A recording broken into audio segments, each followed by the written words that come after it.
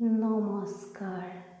মোৰ কবিতাৰ শিৰোনাম মই এজন হত্যাকাৰী দেখিছোঁ। কবি হিমানী দাস। নিবোকা বাটে-ঘাটে উৎসৱৰ দিনবোৰত নিজক মাৰি পেলাই বাঢ়ি অহা উত্তাপত জ্বলি উঠা জুইকুৰা নদলিয়াই খৰাং চকুবোৰলৈ মানুহজন মোৰ বৰ ঘনিষ্ঠ। তেওঁৰ বুকুৱে বুকুৱে শিপাই থকা অঘৰী লতাবোৰকো মই চিনো।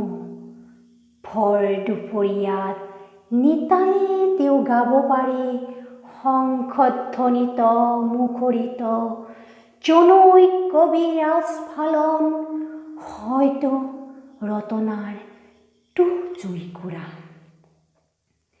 বাটে-ঘাটে ৰৈ থকা মুখ থেকেচা খোৱা কেঁকুৰিৰ ভাজত অদেখাকৈ থৈ আহে।